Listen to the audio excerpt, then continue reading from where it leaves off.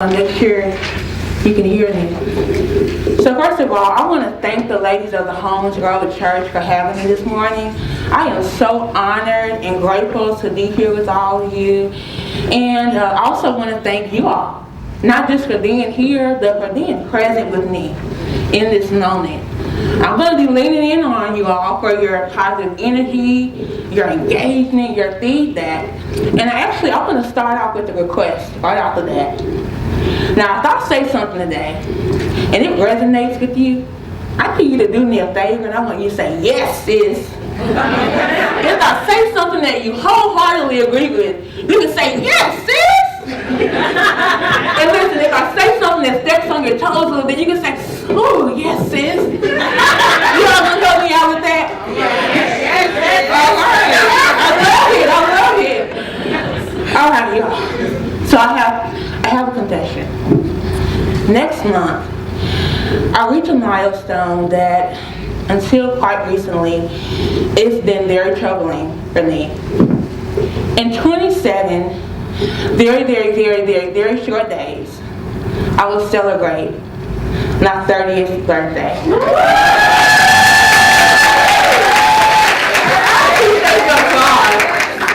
Now, some of you who are older than me, those are the people that are clapping. You guys are like, 30 is nothing. Yes, 30 is nothing. But there's some of you who are younger than me, and you're like, yes, sis, you're getting kind of old. You guys, I don't know. Now, that just started to hurt a little bit. I got to go to the chiropractor for the first time. What is this? There was a point where I felt my life was kind of slipping through my fingers. I said, oh, no. Man, but you know, I have sisters in Christ around me to encourage me, and they clapped to me just like you all did, and they said, you know what, you can do this. You can do this turning 30 thing. It's going to be okay. And I realized something. The more I have embraced turning 30, the more God is showing me about how far we come together and how far we have to go. Yes? Yes. Particularly this last year, God has been absolutely blowing my mind. Yes, sis. You see, guys, I was the type of person, I thought I was well adjusted. You know, I said, considering everything that I've been through in my life, you know, I know who I am. I said I have high self-esteem. I know my value. I know my worth. I know whose I am. Yes. But I have to be honest with you all.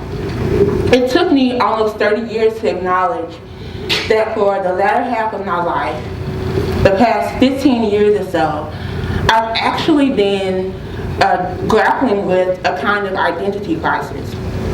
I was faithful in our church attendance. I was faithful in our Bible study. I came to class with all my questions filled out in advance. When I was in class, I would always participate. Raise my hand. I was always ready. But underneath all of that, on a fundamental level, there was a disconnect between how I saw myself and my flaws and how I knew through God's word that He saw me. Yes, sis? Yes. I knew the only way that I could begin to get to the bottom of that issue was by doing the work. Oh, sorry. And this is when you guys see that the tech guy is better at technology than I am. So let me go back. So that's not yes, sis slides.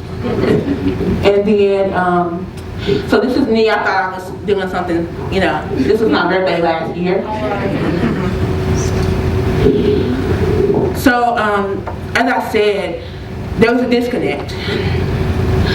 I had to go through a process of sincerely examining the things I had been through in my life, looking at the wounds that those things created, and then begin to soothe each wound with the truth of God's word. Yes? Yes.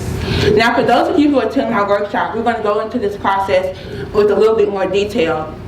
And I'll be able to give you both the Bible and the psychology behind their process. But what are the wounds? The wounds are all of the lies, the half-truths, and all of that negative self-talk that at one time or another we're all guilty of telling ourselves. How many of you agree that the half-truths we tell ourselves can be just as damaging to our sense of self-worth as a whole lot. Can I get a yes, sis? Yes. Now, as a child, I had been this amazing kid. Let me go to the slide. I had been this amazing kid.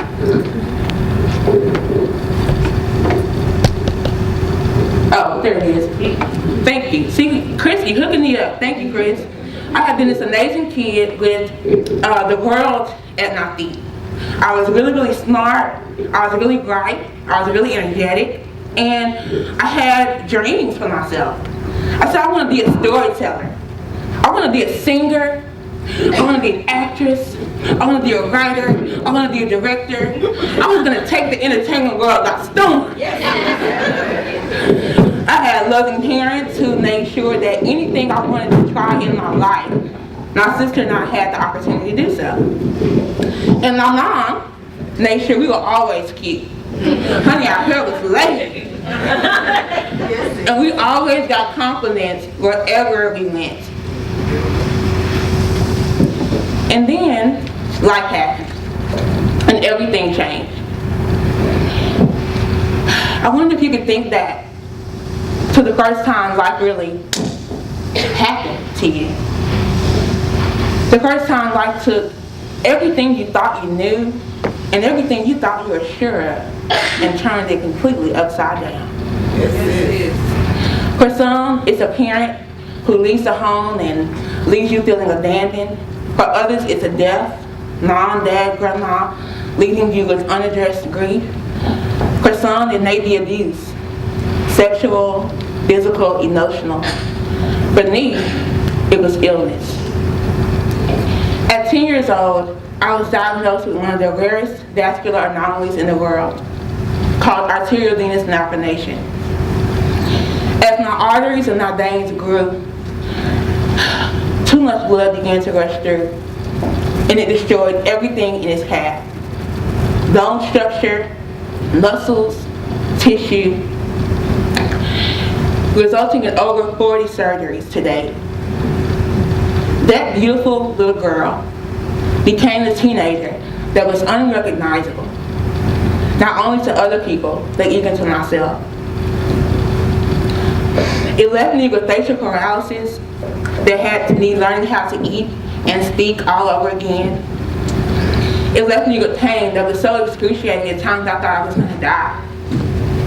And then there was the blood. At any moment, while doing something as simple as brushing my teeth, I could make a wrong move and all of a sudden I would have blood squirting out of my face, onto my clothes, and everywhere I was standing. During this time in my life, I felt no one could truly see me anymore, who I was inside. I was moving backwards, and everybody else was moving forward. No matter how depressed I got, no matter how frustrated, it seemed like no one else could understand exactly what I was going through. And that is why the three faces of God is such a timely and needed thing. God sees, God remembers, and God understands. Yes. Because see, I know I'm not the only one who has had to deal with or has ever felt identity issues. Yes? Right. Yes. I'm not the only one who's had to grapple with the pain of unhealed wounds. Yes. I'm just here to remind you that what we have in our Savior is divine security that allows for clarity of heart and peace of mind. The eternal and internal stability that we all desperately need. It can only be found in the realization that God's face is toward us. So, I read this book recently called Uninvited. It's by author Liza Turkhurst. She's a New York Times bestselling author, and she wrote a book that was really transformational for me. I want to read a couple of lines from her book, and as you listen to her words, I want you to ask yourself a question. The question is, what does it mean to live completely full with the fullness of God? The question you're asking yourself as I read, what does it mean to live completely filled with the fullness of God? Liza says, if we grab If we grasp the full love of Christ, we won't grab at other things to fill us.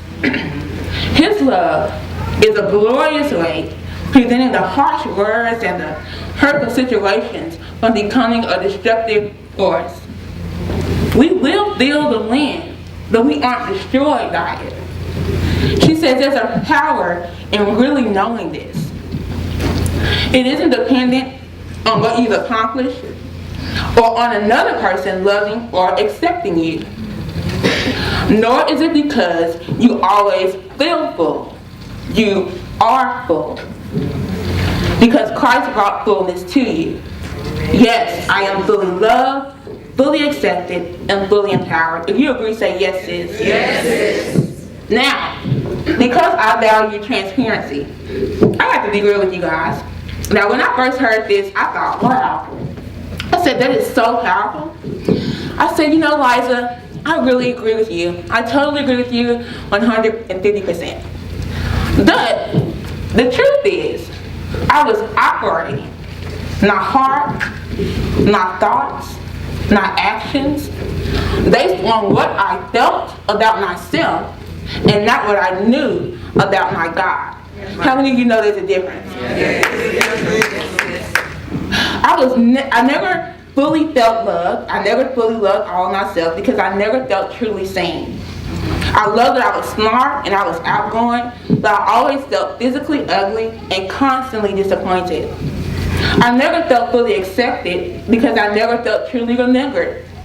People who had seen me from childhood and after a particularly successful surgery, they would see me and they say, girl, you looking good, girl. This is coming down. It's smoothing out. You look good. Meanwhile, I was being stared at, pointed at, and approached by people who were seeing me for the very first time. I never felt